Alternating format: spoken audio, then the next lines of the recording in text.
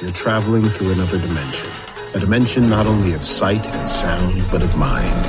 It is the middle ground between light and shadow, between science and superstition. And it lies between the pit of one's fears and the summit of one's knowledge. You are now traveling through a dimension of imagination. You just crossed over into the Twilight Zone. Hello and welcome to a bonus episode of Anthology, presented by ObsessiveViewer.com. I'm your host, Matt Hurt, and if this is your first time listening, Anthology is one man's examination of the Twilight Zone as a first-time viewer. Each podcast, I share my first impressions, analysis, and overall thoughts on Rod Serling's iconic series one episode at a time. However, in this bonus episode series, I'm reviewing Monkey Paw Productions' Twilight Zone reboot on CBS All-Access, hosted by Jordan Peele. You can find more of Anthology, as well as full episode archives, separated by main episodes and bonus episode series, at anthologypod.com. And if you want to contact me, you can use the Facebook page at facebook.com/anthologypod, tweet me at OVAnthologypod, or send an email to matt@obsessiveviewer.com. Today on the show, I'll be discussing Blurryman. It's the 10th and final episode of the Twilight Zone's first season, and it originally aired or premiered on May 30th, 2019 on CBS All-Access.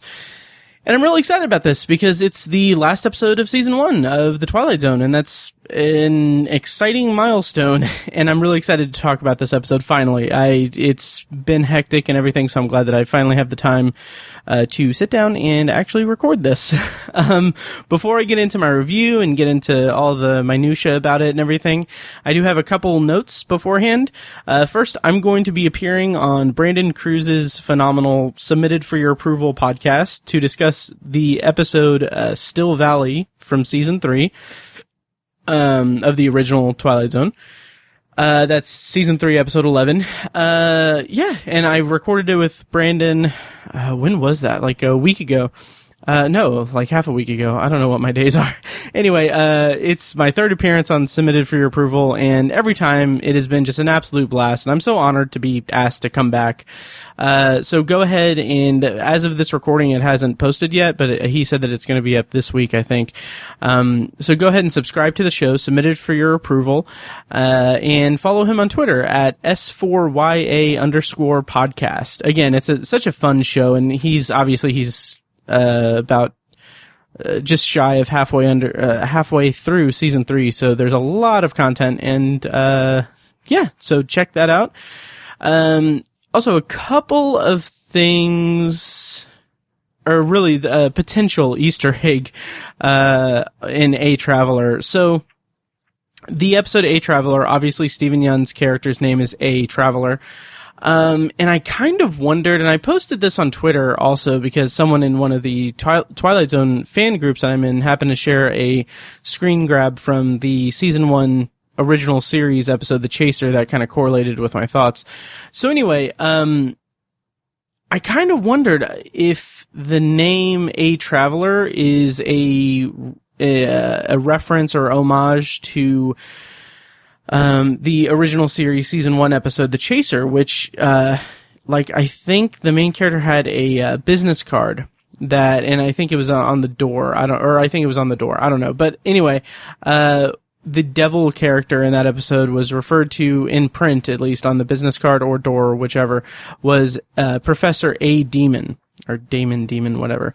And I kind of wonder if that, I'm kind of back and forth. I don't know if Glenn Morgan, who wrote A Traveler, and the production of the new Twilight Zone, I feel like that's a little bit too deep of a cut of a reference for them, especially since, this whole season they've been kind of reusing the Gremlin, figure and everything. So I don't know, maybe I'm giving them too much credit, but, just kind of interesting, coincidence, I guess. And my other note before I get to some feedback and everything is that, I have already recorded my season 1 wrap-up episode with Tiny, so I did get Tiny on for it, so we'll be seeing that episode shortly after this episode is released. So look forward to that. It was a lot of fun. We ended up talking way too long. But it's a fun chat. So yeah, I'm looking forward to, releasing that. Finally, I have a bit of feedback that I'm super excited about. First of all, good friend of the show, Robert, on Twitter said, congrats on your download milestone. We all appreciate your hard work and passion, which I really appreciate you guys saying that. Well, Robert saying that, but everyone else hopefully thinking that in some capacity. Just a note, I'm recording this, June 25th. At 6:19, I have tickets to see Godzilla King of the Monsters in 2 hours. And I'm hoping I can get this episode recorded before I have to leave for the theater. But also tomorrow is my birthday, and I'm hoping that I can get this episode edited and released on my birthday, cause I took the day off tomorrow just because it's my birthday and I have that right. And I'm planning some kind of fun, hopefully some fun stuff for Obsessive Viewer, the Obsessive Viewer podcast. I'm hoping to do like a solo episode where I review a couple of movies by myself. So check that out. If you haven't subscribed to to Obsessive Viewer, check that out the same day that this episode is releasing. So anyway, last piece of feedback and everything, and then I'll get into my review of Blurryman. Monica, a good friend of the show, and Monica posted on Facebook, or commented on Facebook, on the Facebook page. She said, "Hey Matt, just wanted to let you know I appreciate all the hard work you've been doing lately. You've been pushing out so many episodes lately, I haven't had time to respond, but I did want to just say thanks for all the new episodes. You're awesome."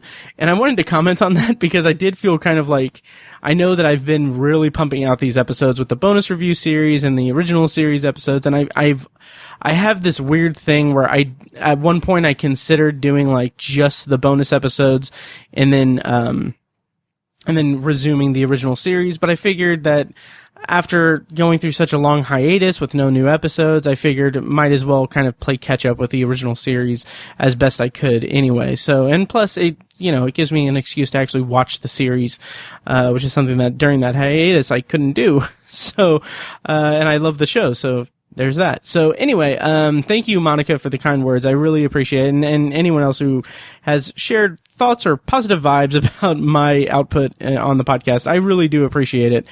And then also, Monica also commented on my Blue Scorpion review, and she said, "Hey, I just listened to your Blue Scorpion review.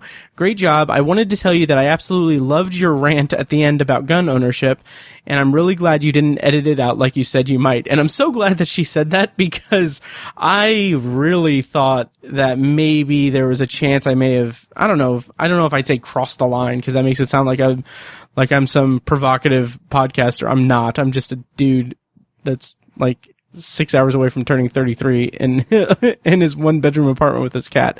So, yeah, I really appreciate that feedback, because I did worry about that, because I don't want to alienate listeners, but it's also something that I'm passionate about, and it's something that I have obviously strong opinions about. And if that loses listeners, or if that is a deal breaker for any listeners out there, then I don't know what to tell you. I don't want to apologize for that or anything. And since it was relevant to the episode, I didn't feel too bad about it, but I just felt like, okay, after complaining all season about the profanity, and then me literally telling the listeners to go fuck themselves if they disagree with my thoughts on gun control. Like, I thought that crossed the line specifically, but I really do feel that way, especially in context of the Dark Knight Rises shooting, because seriously, it's like that example specifically is what got my ire up, and I just remember that vividly, even though it was many years ago. Anyway, I talk more about that with Tiny in the year in review or not year in review episode, but the season in review episode. So look forward to that. But for now, let me go ahead and go into my review of Blurryman.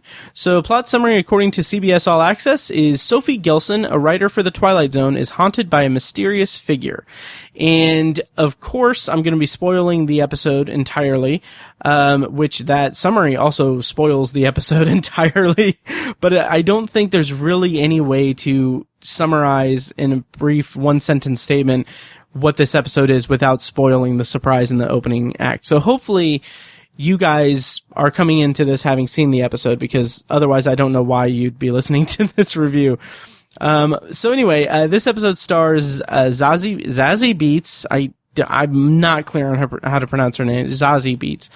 As Sophie Gilson. She was Domino in Deadpool 2. Total scene stealer. Like, she was I need to watch Deadpool 2 again. She was fantastic in it. She's also in the Donald Glover show Atlanta, and she is going to be appearing in Joker later this year. Co-starring as herself as Betty Gabriel is Betty Gabriel, who every time I see her name, I want to read it as Betty Grable, which is a reference that's way, way before my time anyway. Anyway, she was in Get Out as Georgina.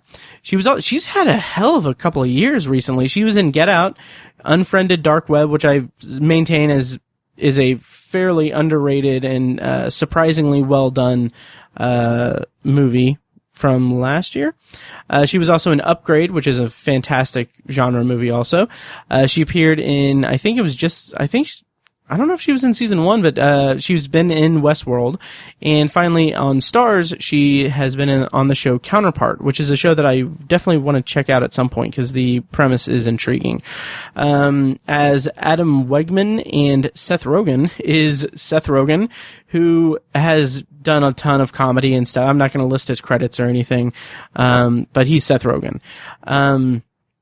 Also, rounding out the cast as the narrator and as himself, Jordan Peele, is Jordan Peele, who is, of course, the host of the show and producer and kind of the face of the new Twilight Zone series. Writer for this episode was Alex Rubens, who previously wrote The Comedian and is a producer on the show as well. And director is Simon Kinberg, who recently directed the much maligned Dark Phoenix X-Men movie. I saw Dark Phoenix a couple weeks ago, and it's nothing. Like, people are kind of dragging it down, saying like, oh, it's like the worst X-Men movie ever, which no, it's not. X-Men Origins Wolverine and X-Men The Last Stand are the two worst X-Men movies, in my opinion. But Dark Phoenix it isn't as aggressively bad as those entries, but it's just so lifeless and dull and not that interesting. There's one set piece at the beginning where the X-Men are in they're flying into space to save the space shuttle in distress, and it's a really cool inventive use of all the powers and how they kind of work together as a team. It's a really cool sequence, but other than that, I can't endorse even seeing this movie. Well, no, that's too strong. I can't endorse going out of your way to see this movie in the theater because it is lifeless as can be. So, I'll save that for my X-Men podcast. I'm just kidding. So my initial thoughts on Blurryman, again, spoilers for this entire episode. So my initial thoughts are that in my first viewing, I was blown away by this episode when I first watched it. So the surprise in the opening sequence was just so unexpected and so fun that I literally had to pause the episode. I'm not joking. I had to pause the episode like 3 times before the opening credits. Just to let my mind catch up with what I was seeing. It was such a blast. Like, just the moment that Peele breaks the fourth wall and then we get into what the actual episode was such an amazing surprise and just blew my mind. I was so happy with it. But aside from that surprise, it does have a lot of merit too. Like the poignancy at the end and the statements that the episode made about the relationship between writer and subject, and kind of, I don't want to say writer and muse, but like the writer and the burden of its subject, was just a thing of beauty to me. However, the farther I got away from it, the more unbalanced the episode kind of felt. So I'll get more into that as I go through my review. But the sentiment is still there and still very strong. And I think that it was a fantastic way to end the season. And I can't wait to dig into it. So, before I actually dig into it, I don't remember if I mentioned this in the next bonus review or bonus episode with Tiny, but I do want to mention that this is the second time this season that CBS All Access has front-loaded an episode of the Twilight Zone with a trailer for their original series show, Strange Angel, which it's mildly annoying to me since I pay CBS All Access for no ad breaks. But on the other hand, HBO does the same exact thing, so I can't really complain. And it's not that bad. But I do like that this particular trailer was kind of tailor-made for Twilight Zone fans, because as part of the trailer it says explore another world that exists between light and shadow. I thought that was kind of cool and kind of, I don't know, kind of an interesting way to try to hook the Twilight Zone's audience. But I will say that this is the second time this season that I've been forced to watch a preview for Strange Angel, and I've watched these episodes multiple times. So I've seen that first trailer a multitude of times at this point. I still couldn't tell you what the hell the show is about. Like, they're going to be in their second season. It could be a good show. I don't know, but I like, judging solely from those trailers, I don't know what the show is about. So I don't know. Maybe I'll check it out eventually. I don't know. So anyway, to get into the actual episode of The Twilight Zone, this episode opens with Seth Rogen agonizing over his imposter syndrome and writer's block. He's clearly a writer who's struggling with figuring out, like, his muse. And I appreciate that because it feels real. Like, even if it's an episode within an episode, imposter syndrome is a very real thing, and self-doubt exists completely. And it's for me, it's highly relatable. Like, even with something as creatively uncreative as a podcast, I feel like I feel that imposter syndrome a lot. Not so much nowadays, because I'm kind of over it. Once you do like 100 or more episodes of a podcast, I feel like that kind of breaks you of the imposter syndrome kind of thing. But and on that note, I would actually go so far as to say that I'm shocked that I even started this podcast, much less carry it through to nearly 100 episodes total. I'm including the bonus episodes in that. So anyway, my point is that it's real. Like, that, like, having self-doubt and, like, doubting yourself, especially with something that is so mentally, like, or not mentally, but like something that's so platformy. Like, I'm putting myself out there, sharing my opinions of sci-fi anthology TV shows with the expectation that people will actually listen to it and respect my opinion and be interested in my opinion, when I'm just no one. I'm a dude in Indianapolis. So anyway, it's a real thing, and I really like Seth Rogen, even in this small segment, kind of breathing life into what that feeling is. And since it's Seth Rogen, he's got this relatability to him, and he's such a likable, like, presence on screen, at least for me, that just seeing him freak out over his writing is just a joy to watch. Like, it's very entertaining, and it seems like he has a lot of fun with that short segment. And then we get Betty Gabriel coming in, and that was a nice surprise, because I don't watch the teasers before the episodes or anything, so that was a nice surprise. I had no idea that she was in the episode. And I thought that was a nice connection with Jordan Peele, since she was obviously in Get Out. And so, as the scene is progressing, the idea of Seth Rogen writing things that come to life around him, that idea, like, first of all, like, the way it's depicted in the episode, like, it does not look like a good episode of The Twilight Zone. Like, if this episode within the episode was the real episode, Blurryman, I would have been fighting an uphill battle for interest, because that short teaser with with Betty Gabriel being like, the Reapers will be out soon, like that, it did nothing for me. But I will say that the idea of Seth Rogen writing things that come to life around him is such a wonderful, and to the show's 100% credit, subtle nod to the original series season 1 finale, A World of His Own. Like, I love that this series has paid homage to that episode in their own season 1 finale, like the original season 1 finale in their own season 1 finale. I don't know if that's intentional. I really don't, because Simon Kinberg, I'll reference his interview with TV Guide, throughout this review, and I'll link it in the show notes, but he mentions, like, in that review, he mentions that, yeah, I think we got, most of our inspiration from Time Enough at Last. Like, he does not mention a world of his own at all. And that makes me think, like, did they just stumble upon this completely coincidental homage that they paid to this original series episode?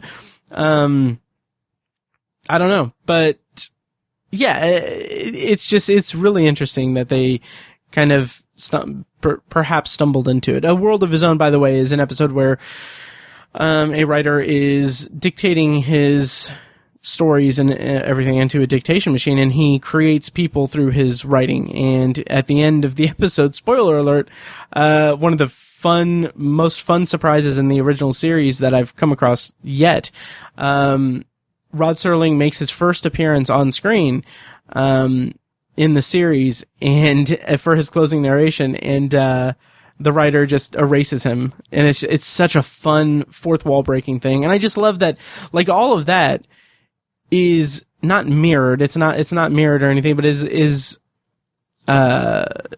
referenced in some capacity in this opening moment of this episode. And I just really like that. So then we get the fake opening narration. I'm going to go ahead and play that here.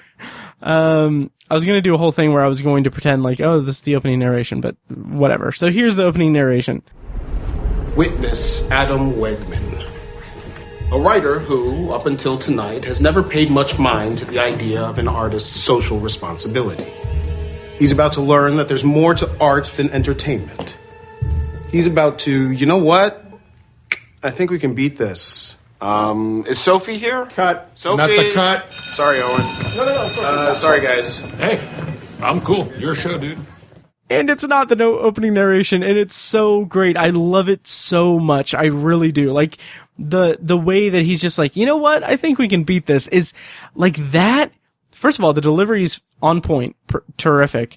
And it's such an amazing surprise. And it filled me with just so much goddamn joy in this episode. Like, it was amazing. I loved it.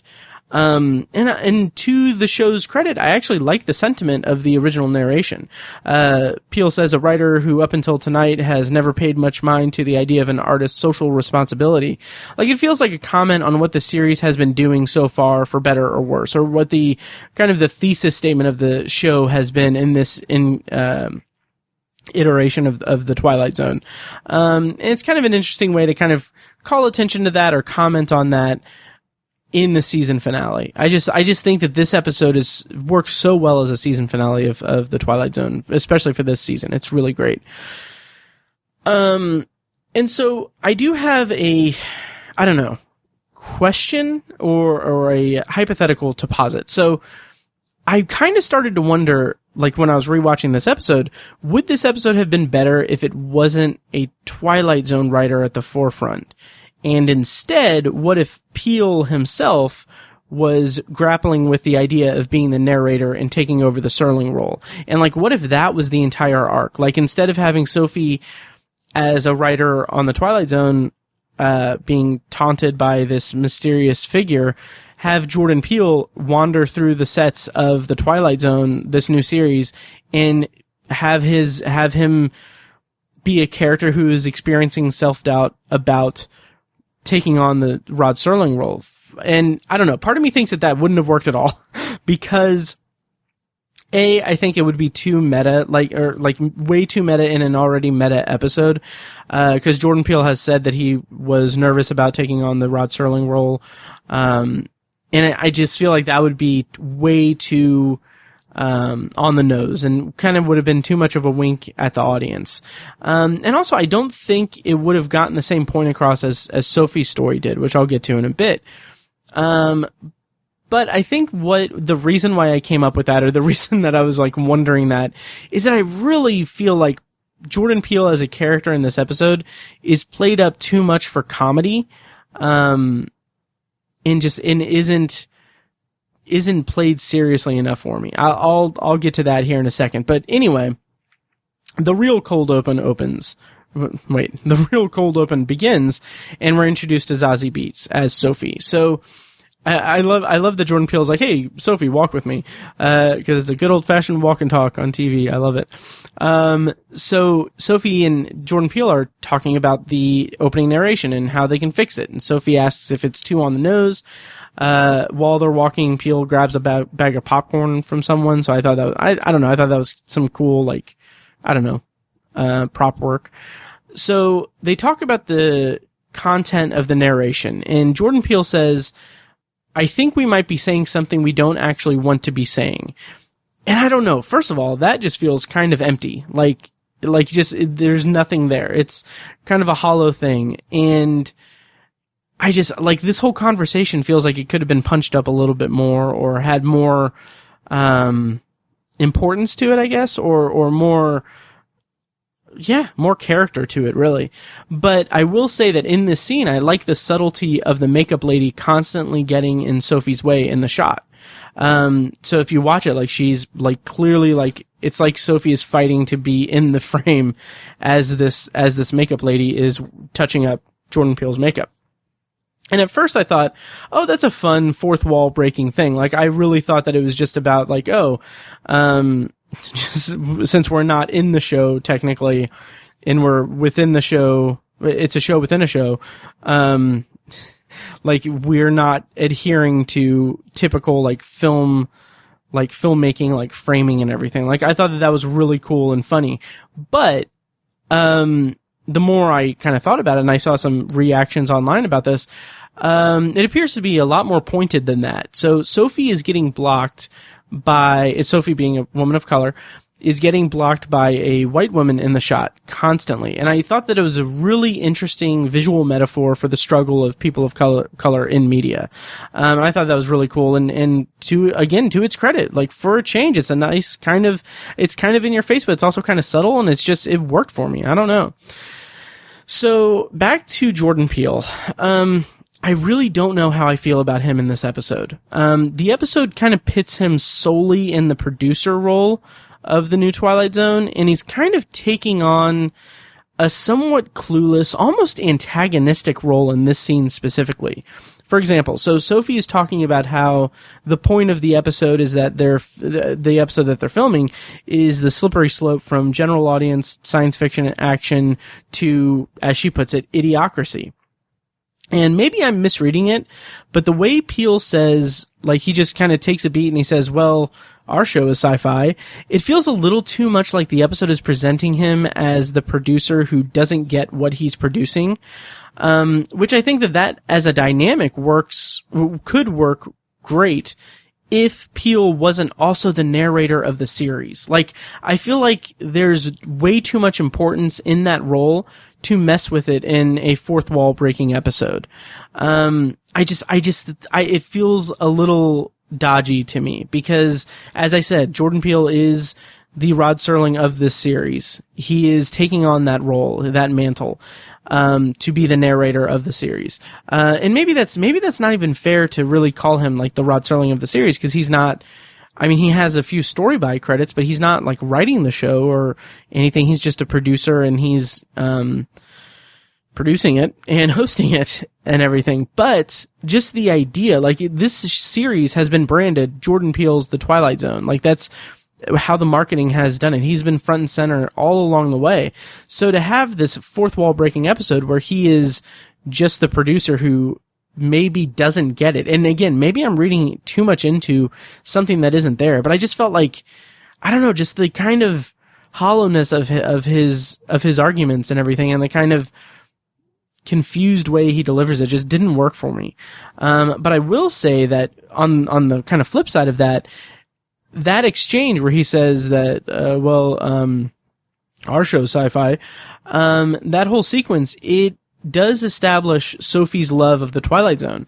And I'll go ahead and play a clip here. I mean, the Twilight Zone isn't just monsters on a plane wing, right? Mm-hmm. If there's nothing being said of importance, then it's just campfire stories. So you don't like campfire stories? No, I did when I was a little girl. Look, what Rod Serling did was he took this silly genre kid stuff and he elevated it. He made art with it for grown-ups And the reason he's in every episode... Well, until now, right? Until now, sure. But the reason... Seth needs his chair. Oh, okay, sorry.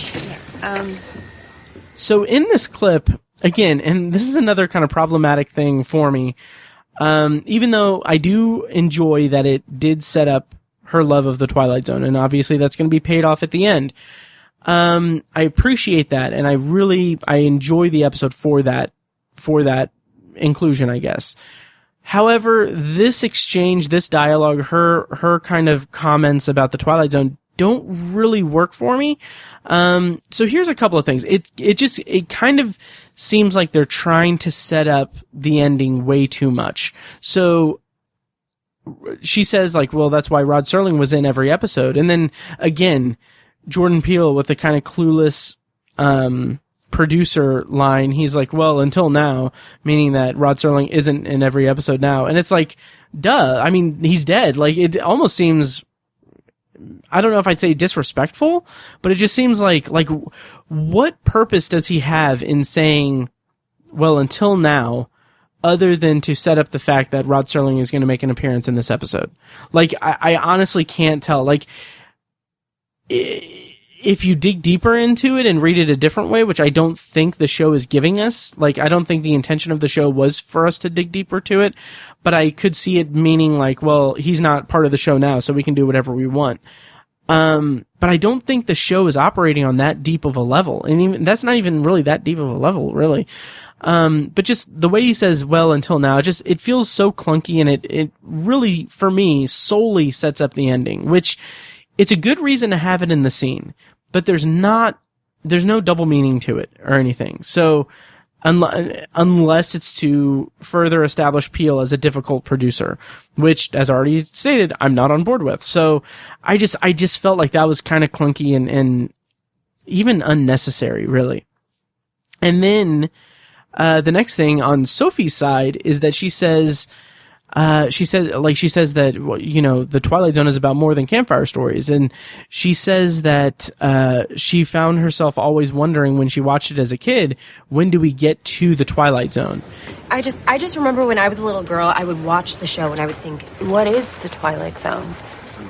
You know, like, when do we get to the Twilight Zone?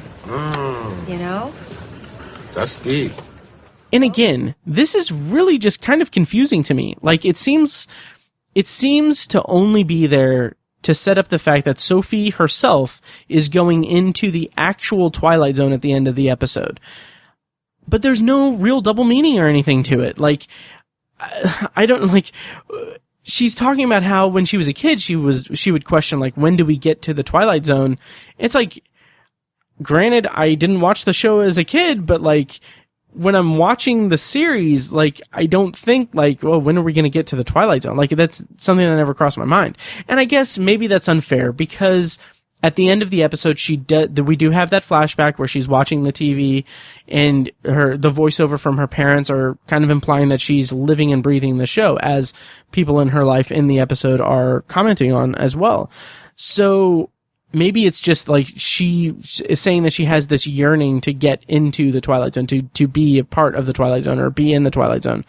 But if that's the purpose, and I think that that's probably the intention of the writing on this episode, I just don't feel like it's clear enough, or it's too clunky and leans too much on setting up the ending rather than actually giving us like a deep character moment where that's layering that character, or providing layers to the character, I guess.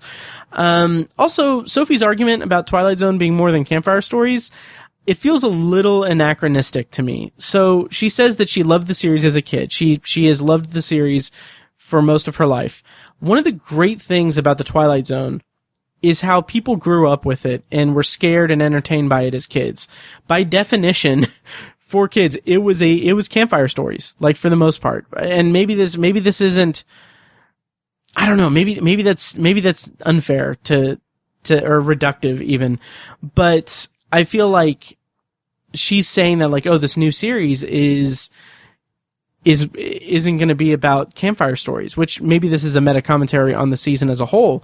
But I I don't know. Like, it's weird that this show is branding this revival, as something that, something more serious.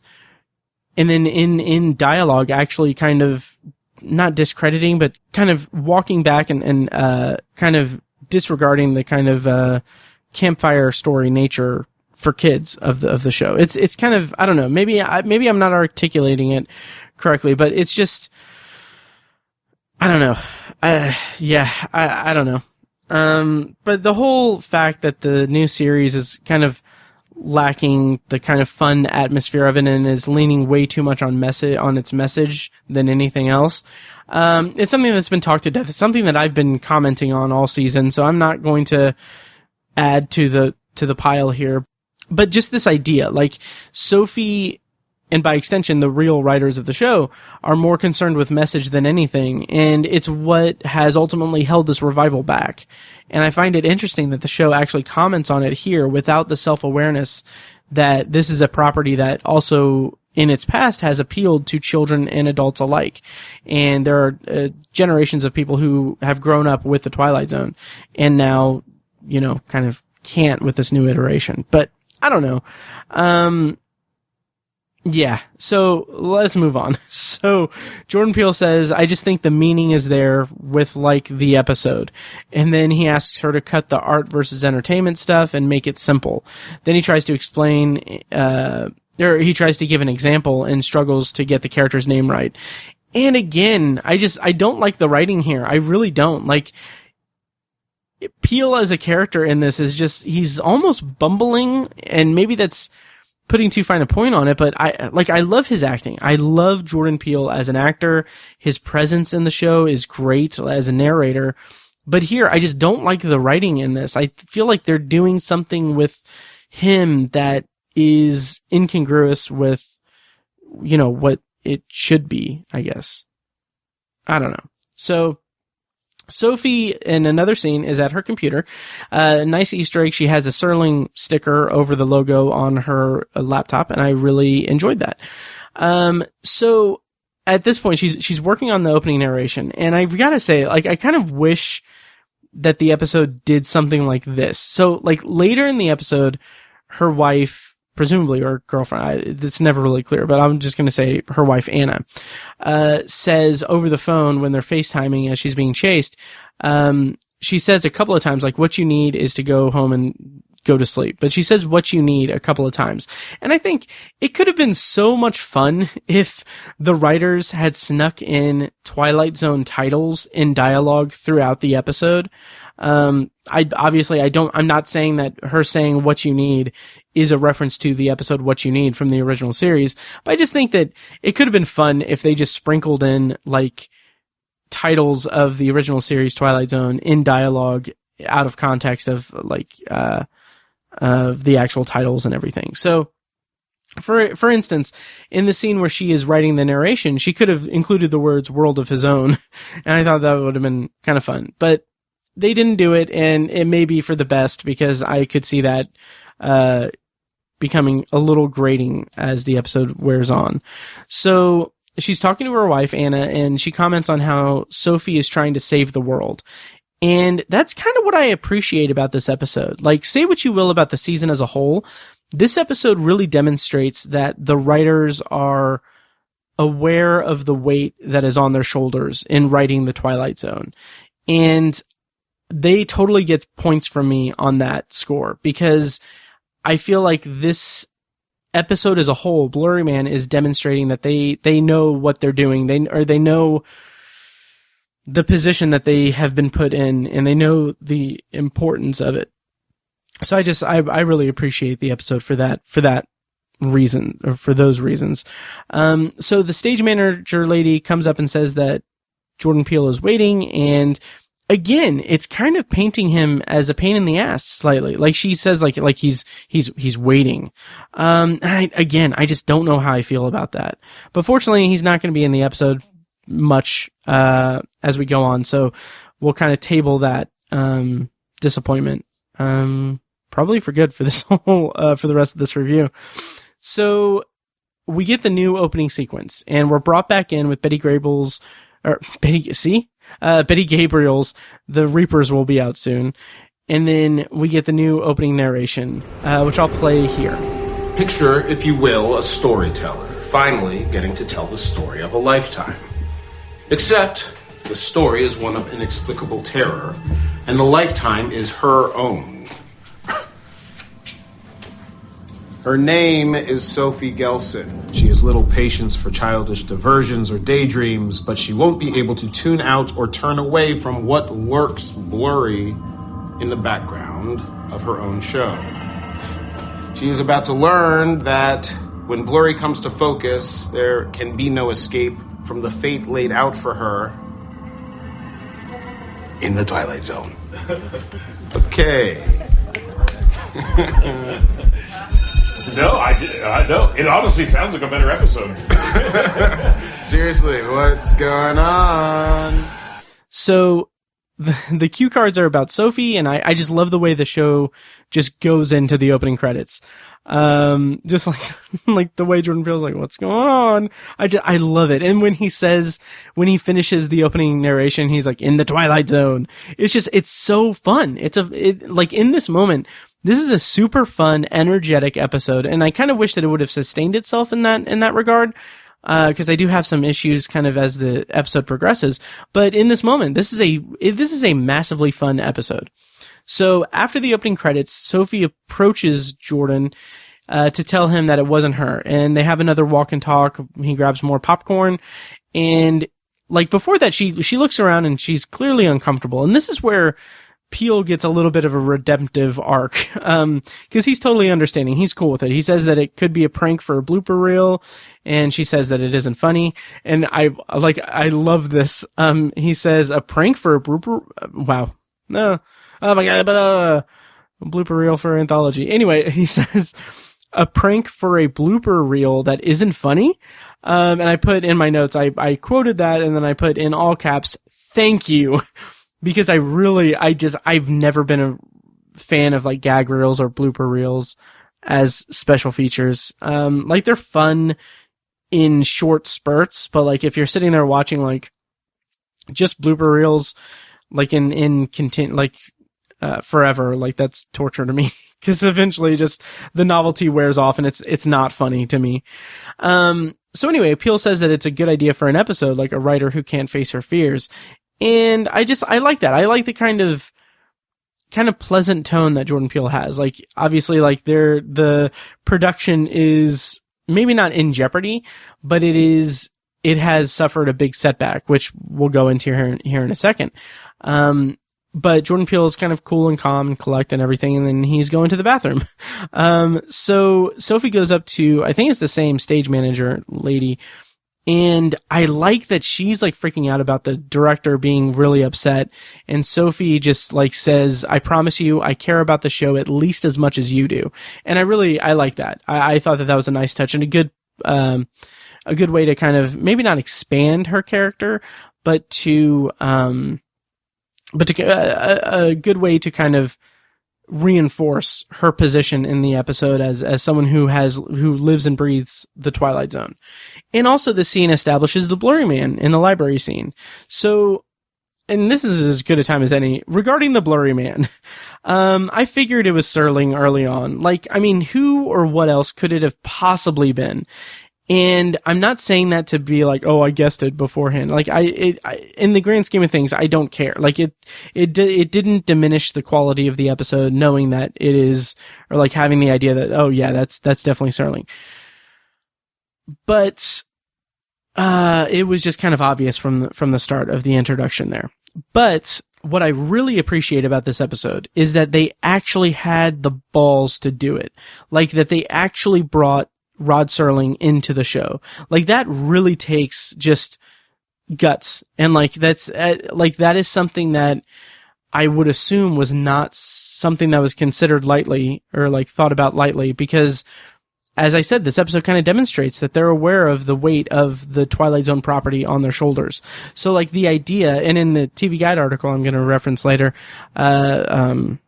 Simon Kinberg does mention that this was one of the first ideas that they had when he and Jordan Peele met and were kind of talking about the show, that they would do a meta episode. But like just the idea of bringing Rod Serling back using CGI and voice actors and everything, that's not something that I would assume that they would have taken lightly. And I just like that they went for it. And I'm also just absolutely amazed that they managed to sneak the Blurryman into every episode while for the most part evading detection. So like it was like we see the figure in replay, but that wasn't blurry. Like that seemed more like a one-off nod to Rod Serling because it was just center frame there. So I've been listening to a ton of different podcasts, reviewing this season of The Twilight Zone, and not one, I think only one podcast noticed the Blurryman other than in replay. So like this one I don't remember which podcast it was. I'm so sorry. But they noticed the Blurryman in the supermarket, in Point of Origin. And like, I think that was it. It might have been the Twilight Highlight Zone. Anyway, but they noticed it early in the season. They were like, "Oh, are they going to do this every episode?" Which I thought was kind of funny. Other than that, no one seemed to catch on that there was this Blurryman in every episode, and I'm so impressed by that, given the the overall objective lack of subtlety throughout this entire season, because they have hit us over the head with a lot of stuff. And I just really am so impressed. And this is such a backhanded compliment, but I'm so impressed that they did this without being noticed. And it makes me wonder if there's going to be a Rod Serling nod in every episode of season 2. Like, not necessarily a Blurryman, but I could see like every season having some kind of nod to Rod Serling that runs the entire season. That's subtle enough. Not to say that every season finale should be like a meta fourth wall breaking thing, but I could see like a cool Easter egg of like having every episode have like one tiny Easter egg that, please for the love of God, is as subtle as the Blurryman, or maybe more subtle, in every episode, in each season kind of being a different Easter egg. I think that could be kind of cool. So Sophie goes to the editing bay to find out more about this Blurryman phenomenon, and it's such a good concept. Like, it's creepy. And the Blurryman in the scene in the library is incredibly visible. So like that kind of increases the creep factor to me, because obviously it's like an ominous set that they're filming on. It's dark, it's nighttime and everything, and it's a library, and libraries are scary. But the fact that he's so visible in the frame is just like kind of creepy, and it's just a cool concept. And then they look at a frame from the comedian, and sure enough, he's there. And I like that, because like when I saw that in the episode the first time, I was like, I've seen these episodes countless times. I had that did not register with me in the comedian at all. And I love it. I just think that's really, really clever.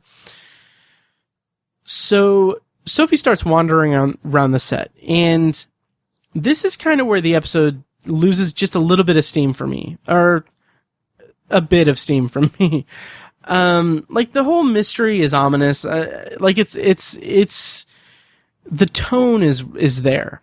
But I already figured out the Blurryman was Serling, so that aspect of this whole eerie chase sequence didn't work for me, nor did it really need to. But just, I wasn't engaged by the mystery of it, because I figured like, oh, it's the figure of Rod Serling. I was curious how they were going to resolve that and how it was going to come into play later in the episode or at the end of the episode, but I figured like that's what they were doing. And so, I don't know. So she wanders into the library set. She sees the cue card saying Sophie is about to learn. And this is where the episode just goes full slasher flick. And while I appreciate that, like I love slasher movies, the suspense didn't really work for me. And this is one, like here where she calls Anna and she's like kind of talking to her as she's wandering around the set. This is one of probably a few references to the Scream franchise I'm going to make, but like that feels so much like Jenny McCarthy's scene in Scream 3 where she's an actress and she's called by the murderer and stuff, and she's an anti-vaxxer or whatever. So it just feels redundant. No, it feels derivative of Scream 3. Cause like the whole meta slasher thing has been done. And this is what the episode is it's a slasher flick for the most part. It's a chase sequence that doesn't have the slasher payoff either. So here's where Anna says, what you need is not a friendly voice. What you need is to go home and sleep for 20 hours. And she says, you're eating and breathing the show like it's curing cancer.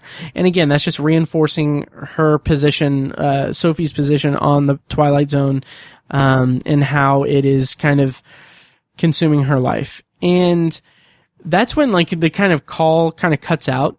And it gets very staticky and everything. Again, that brought up memories of Scream 2 this time with, I can't remember her name. Sarah Michelle Gellar, right? Yes. So Sarah Michelle Gellar's scene in Scream 2 where she's in the sorority house and she's called by Ghostface and it cuts out a little bit or she's called by her sorority sister. Oh, who cares? So it reminded me in here of that. And it's, again, and I've made Scream references before, like in, Not All Men, I mentioned the score sounds a lot like Scream in that home invasion portion of the episode. And again, I don't think it's necessarily by mistake because, Marco Beltrami is one of the composers of the score in this season of the show. So I don't know. Maybe I was just too focused on that, or it really is derivative. So I don't know. Let me know what you think. If it evoked memories of Scream and if it worked for you in a more broad sense. So anyway, so she's wandering around, she sees the Blurryman and she hides behind some shelves. I think at this part, she's in like kind of a grocery store, supermarket set. I think maybe it's a supermarket set from Point of Origin. And so she yells at the Blurryman, asking if he got his footage. And, so she says footage of them scaring a woman won't play well on Deadline. And first of all, I don't know that I buy Zazie Beetz' fearful acting in this episode.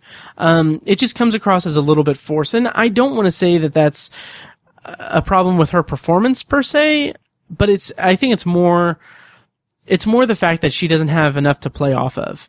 And that's something that I kind of appreciate in a broad sense of the term, or broad sense of the episode as an homage to the original series, because the original series had a lot of like one-handers where like an actor is kind of reacting over nothing, and it's something that the original series really excelled at.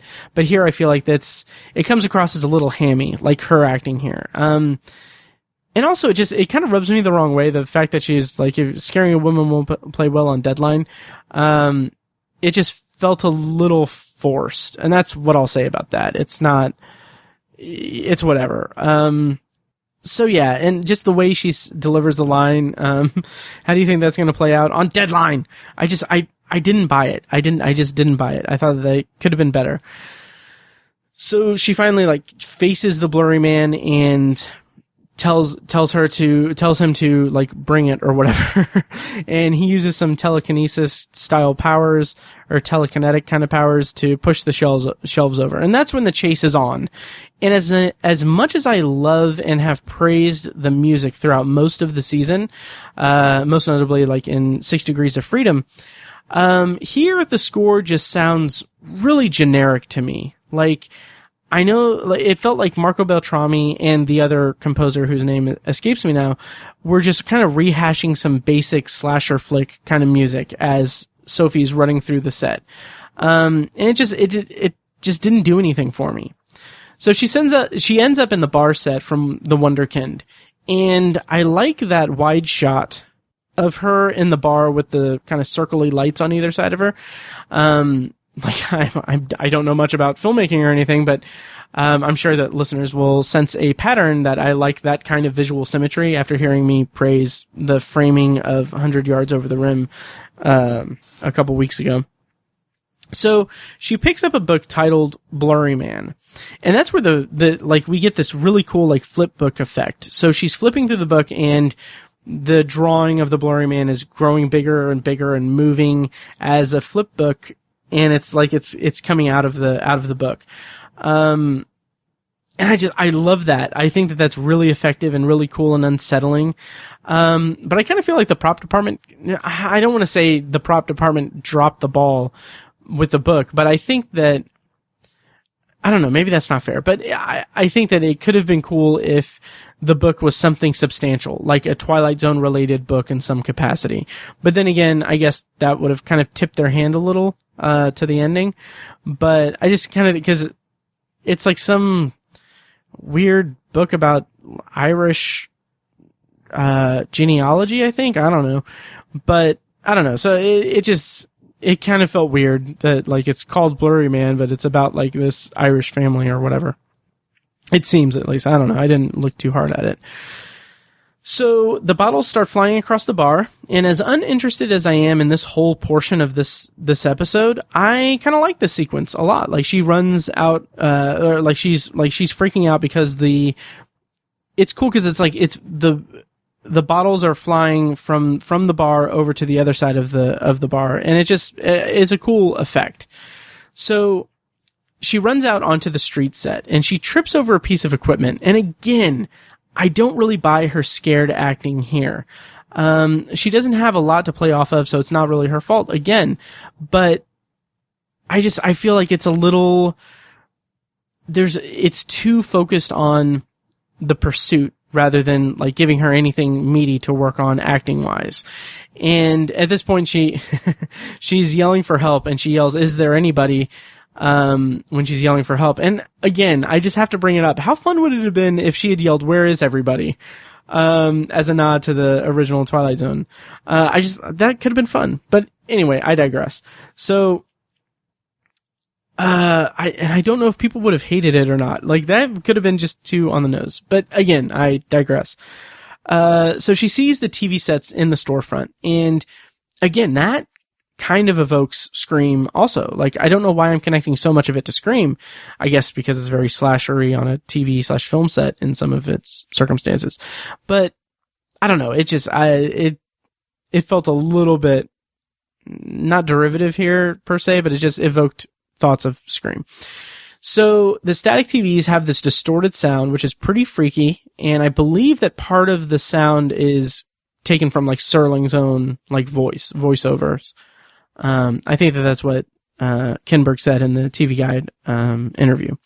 So the TVs show her the Blurryman, and it's very, very quick, but I paused every frame and watched and took note of each one that they show. So they show all of them. Like, I was really surprised because, like, when I saw the episode the first couple of times, I thought that they were just rapid fire doing a few of them. But no, it's every episode. So first up we get Replay, which is funny because in that shot he was blurry in the shot in Blurryman, but in the actual episode he wasn't blurry. And I kind of wonder, the kind of cynic in me kind of wonders if maybe they intended for him to be blurry, but they didn't have enough coverage to show him blurred out without drawing a lot of attention to it. Because in Replay, like, it's very, very, like, kind of center in frame and it occupies a lot of screen space. So maybe they had no choice but to have him be clear or in focus. Next we see is Nightmare on 30,000 Feet by the Magazine Rack, which, again, I have watched these episodes so many times and I never caught these Easter eggs, and just hats off to the show for that. Next after that is The Comedian, which we'd already seen. Then The Wonderkind, and that is in the hallway with all the campaign signs right before the debate prep scene in that episode. Then A Traveler in the background of a shot from the party where, in that particular frame, Jacques is in focus. 6 Degrees of Freedom. This one is interesting, and must have been pretty tricky because, obviously 5 characters in a spaceship is hard to sneak in this Blurryman thing, but he's barely visible in the framed graduation picture of the crew. So he's in there.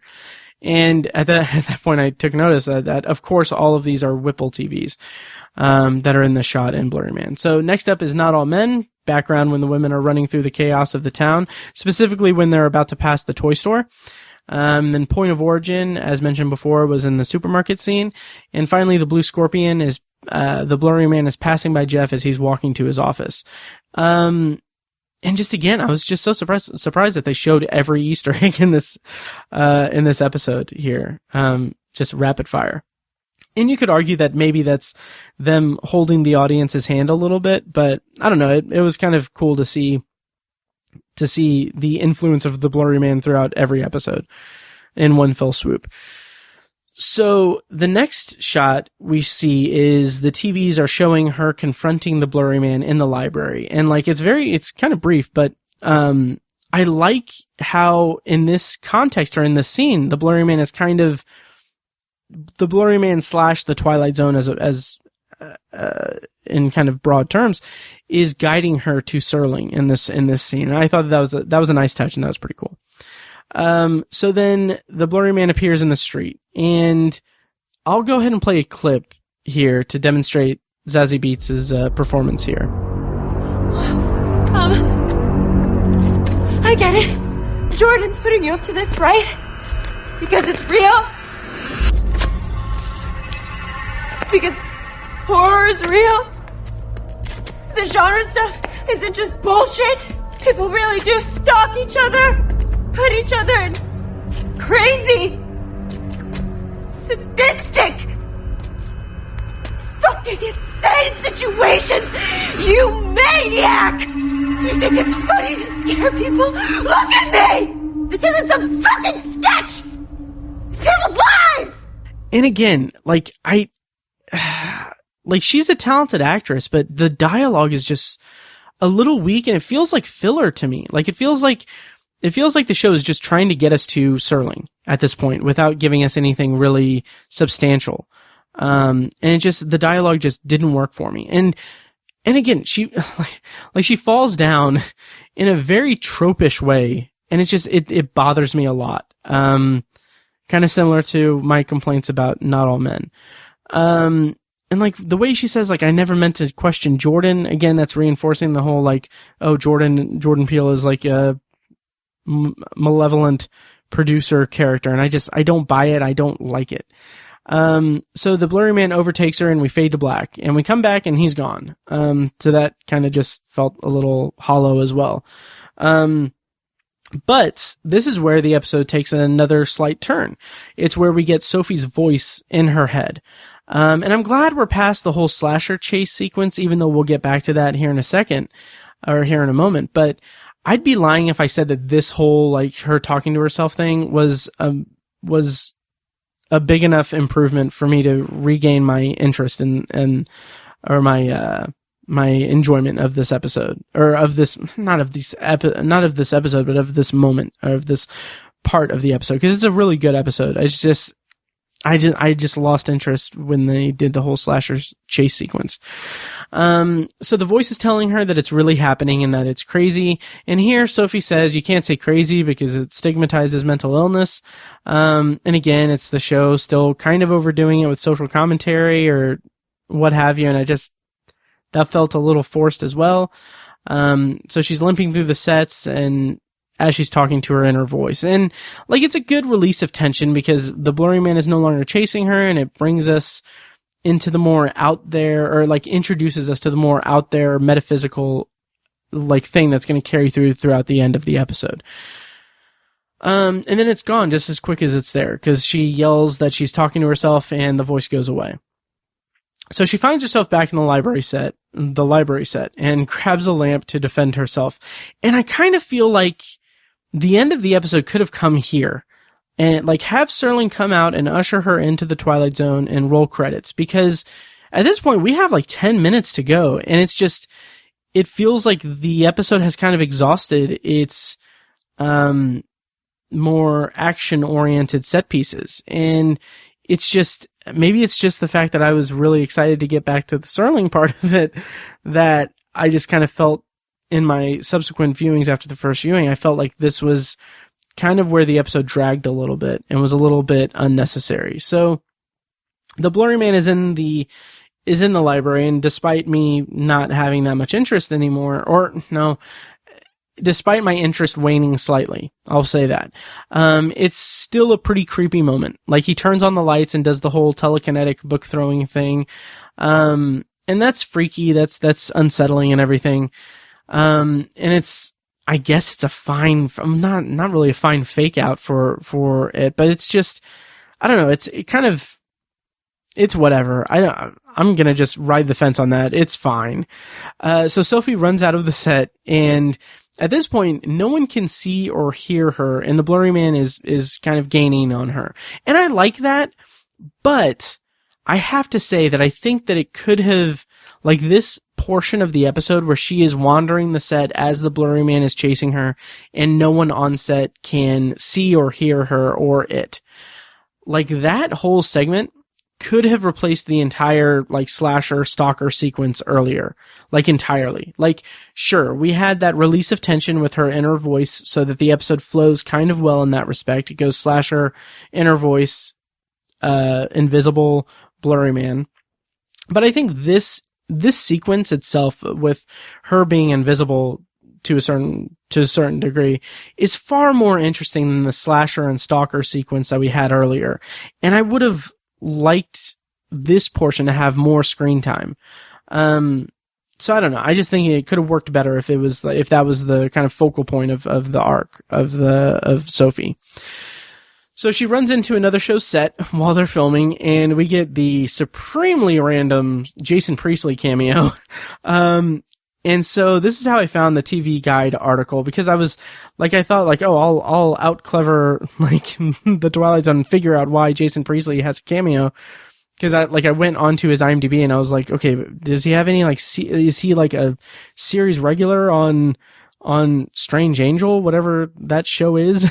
But he's not. He has no, like, affiliation with CBS. And I thought, like, well, 90210 is being rebooted. Was that on CBS? But no, that was on Fox.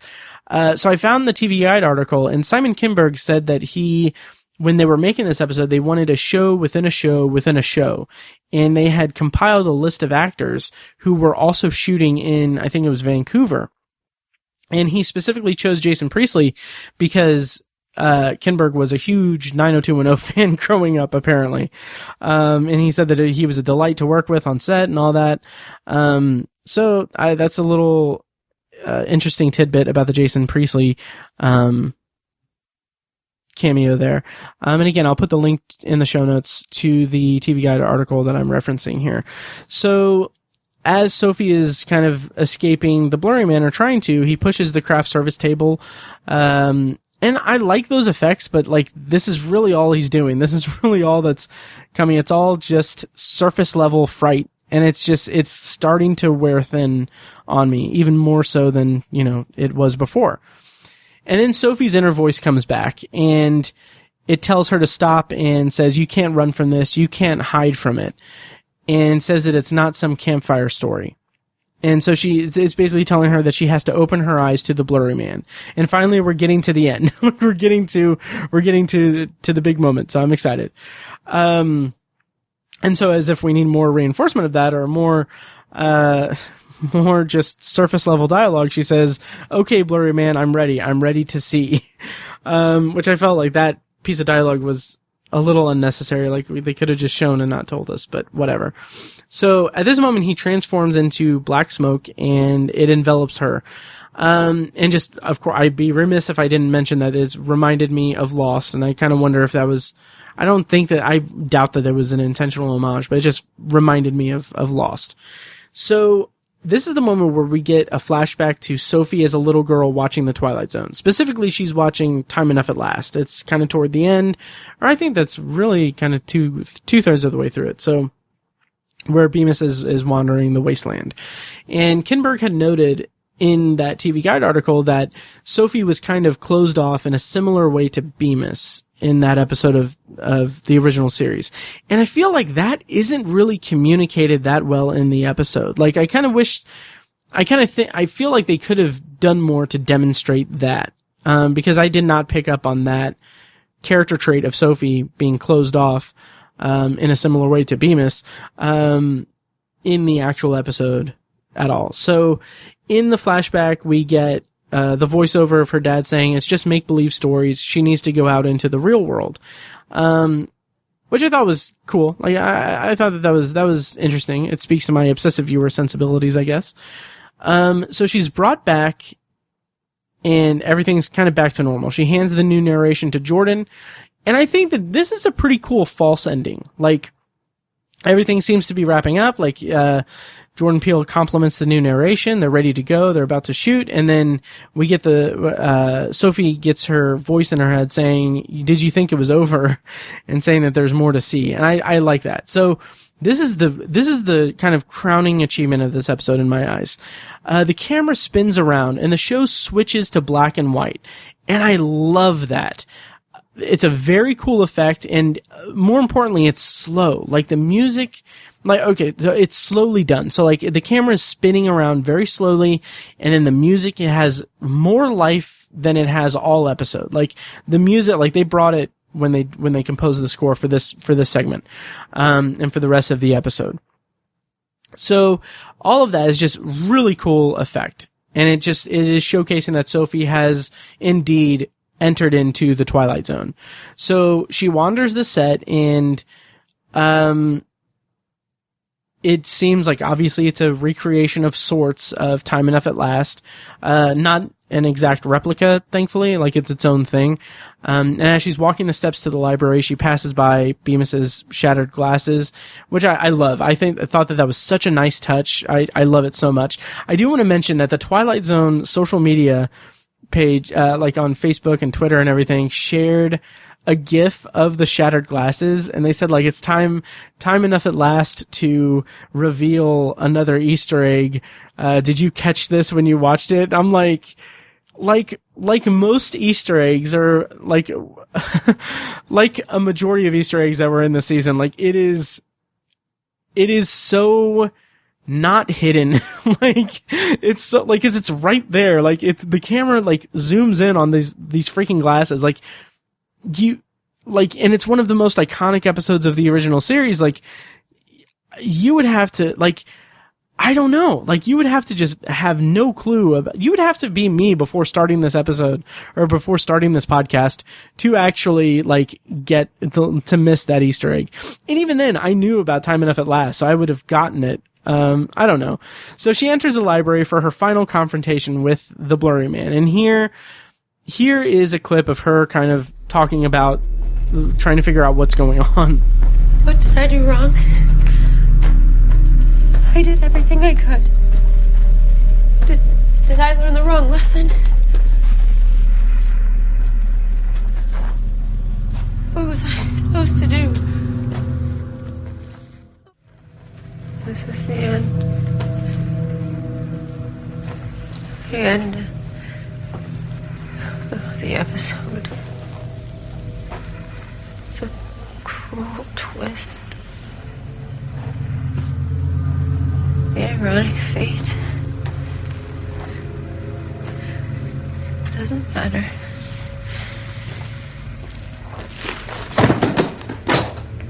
What I do.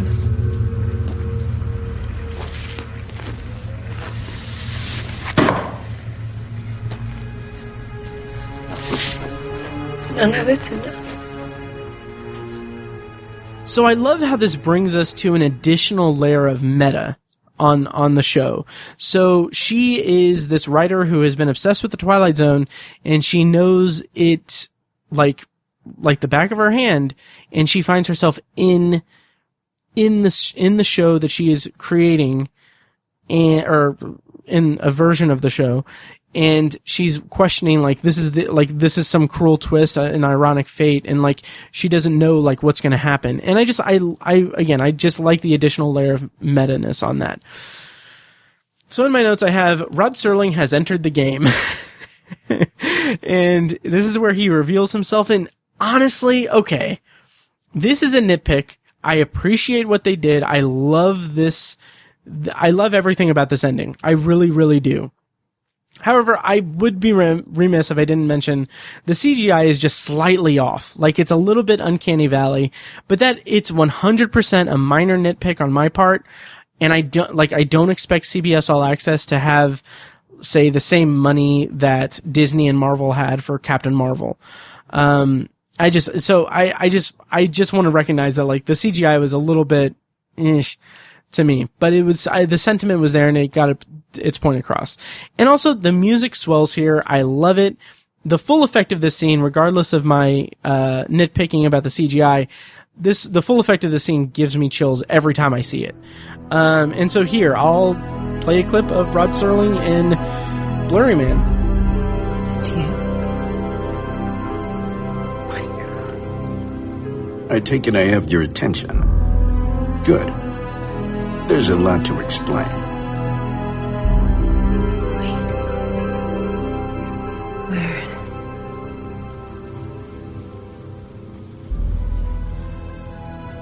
What is this place? I think you know where we are.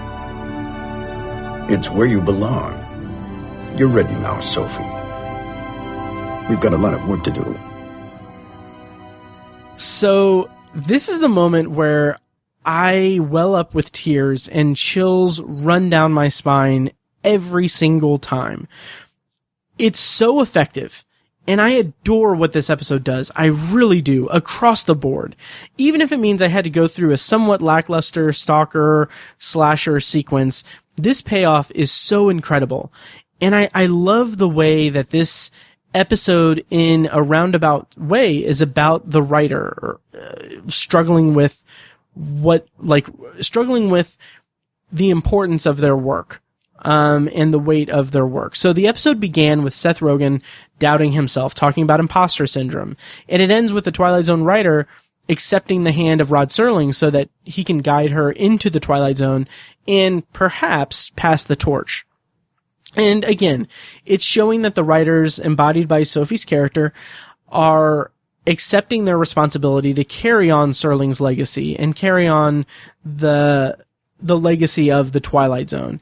And it strikes such a deep chord. I love it. And it strikes a chord with me specifically, like the way that I read it. And I know that a lot of people are really enamored with this. Like fans, I remember on Twitter, fans were going crazy about it when they watched it. And I love it because those fans watched it when they were a kid. And loved it. And it just resonated with them. Here, it resonates with me in a different way. Like, I started this podcast way back in 2015. It'll be 4 years ago this August. And, aside from the fact that I'm only just now finishing up season 2, let's just kind of ignore that. And when I started it, I thought it would be a fun challenge to do a solo podcast and a good excuse to watch a classic TV show that I'd never seen. Also, to be perfectly honest, I wanted it to expand my Obsessive Viewer brand in some capacity, because at the time I was only doing the Obsessive Viewer podcast. And I kind of hoped that, if I branched out and did a more niche show, it would bring more people over to the Obsessive Viewer. I never anticipated the passion and the fervor of the Twilight Zone's fan base when I started this project. And it's such a great community centered around what is undeniably one of the greatest shows in television history. And I love it. So that imposter syndrome, that Seth Rogen's character was referencing in the beginning was totally there for me. Like, even after a couple of hiatuses on the podcast, one for 7 months, that was directly the result of imposter syndrome on my part, and the other for a year, which was mostly due to burnout and limited free time, I still find this podcast to be the most challenging and most fulfilling of everything that I do, really, creatively, because the Twilight Zone keeps becoming a bigger and bigger part of my life. And I love it for that. I'm so thankful that I decided to do this. So seeing Sophie being guided into the Twilight Zone by Serling himself, and becoming a part of it evokes such a strong emotion out of me, because it feels like by doing this podcast, and I'm going to get a little sentimental here, I'm not only discovering one of the best shows of all time, nor am I discovering one of my favorite shows of all time, because that's exactly what The Twilight Zone is turning out to be, but I'm seeing firsthand how the show and its ideas and morals are shaping my life and how I view the world. Like, I am being, like, sculpted in a sense by watching this show. And it's something that's, and I'm super thankful that I have this platform to share my journey through The Twilight Zone, as I say at the beginning of the episodes. Because it's so, like, I feel myself changing and becoming a slightly less obnoxious person. Or a better person in some capacity. So anyway, I'm super thankful, and that's why this part resonated with me in such a big way. And it's such a phenomenal ending. And my various problems or issues with this new series as a whole, as small as they may be compared to more vocal critics, the end of Blurryman makes me truly appreciate this series more, like this new iteration of The Twilight Zone. And in a weird sense, it makes me nostalgic for something that I've been discovering off and on for the last 4 years, and am currently in the process of discovering with each episode that I release. So I adore this episode, and I don't know that I'll be able to watch it without getting teary-eyed, because it has such a profound impact each time that I've watched it. And that's evidenced by the fact that my voice just cracked really, really awkwardly. So we get the closing narration for this episode and this season, and this time it's from Rod Serling, voiced by, Mark Silverman, who was the voice of the, Twilight Zone Tower of Terror. So anyway, here's the closing narration from Rod Serling. What do we do when our world is turned upside down? When everything we thought to be true is ripped away, and we're forced to face a new reality? Sophie Gilson has just awoken to the fact that when we put away childish things, we may be closing our eyes instead of opening them. And that perhaps our only hope is to face all reality. A multitude of truths not shrinking from that vital, arrogant, fatal, dominant X beyond imagination, but to embrace it. To open ourselves to the unknown. Not the end of the story, but a new beginning for the Twilight Zone.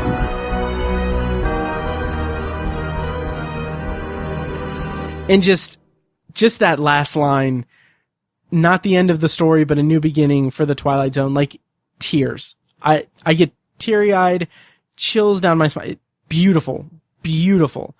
And that closes out season 1 of Monkey Paw Productions' CBS All-Access exclusive, The Twilight Zone. And to kind of reference that, to reference that, oh, actually, this isn't that. Oh, sorry. To reference how they achieve the CGI, I have a link to an article from MeTV.com, which is actually, MeTV is actually airing the 80s Twilight Zone series if you have MeTV. And they have a quote just talking about the CGI version of Rod Serling in this episode that I'll go ahead and read. Serling's signature facial tics, emulated by actor Ryan Hesp, his oddly imposing stances recreated by actor Jefferson Black, and his iconic voice revived by voice actor Mark Silverman, who you should know is no stranger to the eerie classic series. He's actually the voice actor tapped by Disney parks for their Twilight Zone attractions, so he's actually voiced Serling for decades. Check that out. I have the link in the show notes, and then that TV Guide article is also linked in the show notes.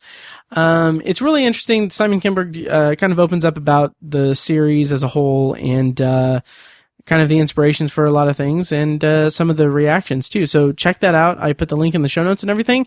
And that does it for my bonus review series of the 2019 Twilight Zone. Man, this has been fun. thank you guys for indulging me in talking about this new series. And this has been such a challenge for me and so satisfying and fulfilling because, again, like I have the benefit of 6 decades worth of information to cull for the main episode reviews. And kind of the main shtick of that is I kind of have that appeal of like, oh, I'm watching the original series for the first time. Here with these bonus episodes, everyone's watching them for the first time. So I was a little bit of a disadvantage. So I worked really hard to review these episodes as best as I could. I hope you guys enjoyed them. Thank you guys so much for the feedback.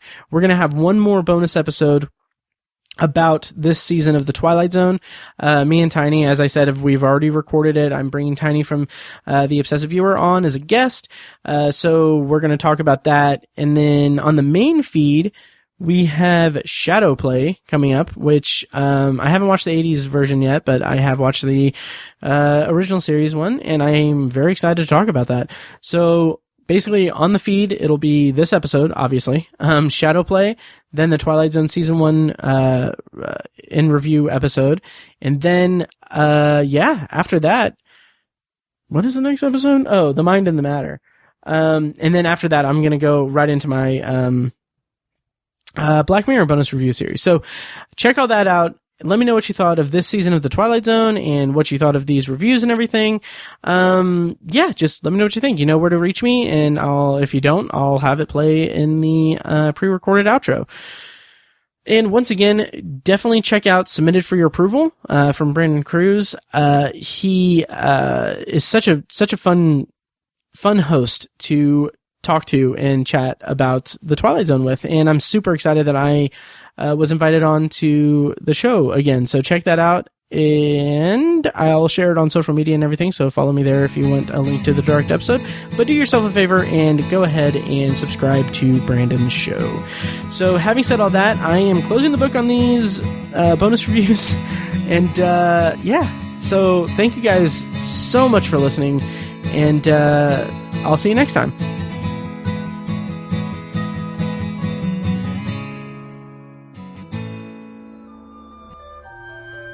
Anthology is edited and produced by Matt Hurt and presented by ObsessiveViewer.com. For a full archive of our episodes, go to anthologypod.com/archive. You can also like the Facebook page at facebook.com/anthologypod and follow the show on Twitter at OVAnthologyPod. If you enjoy the show, please take a couple minutes to leave us a rating and a quick review on Apple Podcasts. This is the easiest way to support what we do, and all it costs is a little bit of your time. If you'd like to donate to the podcast, you can make a PayPal donation at anthologypod.com/donate or support us on Patreon for recurring donations and access to commentary tracks and B-roll audio recorded exclusively for patrons at patreon.com/obsessiveviewer. Every donation goes toward paying the fees to keep the podcast running and is greatly appreciated.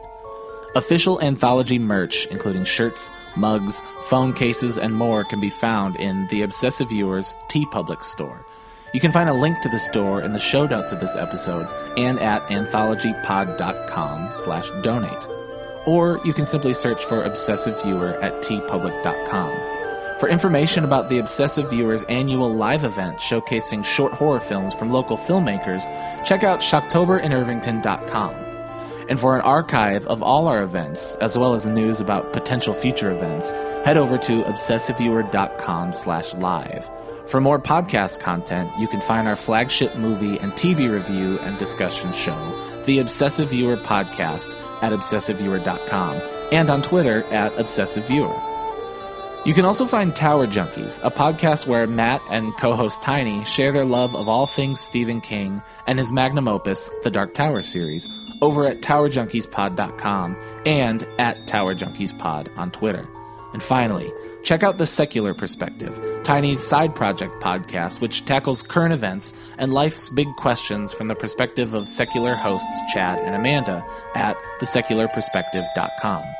Bumper music for this podcast comes courtesy of As Good As It Gets, which can be found at facebook.com/asgoodasitgetsband. You can also find As Good As It Gets music on Spotify, Google Play, and iTunes. Thank you so much for listening, and we'll see you next time. Kitty!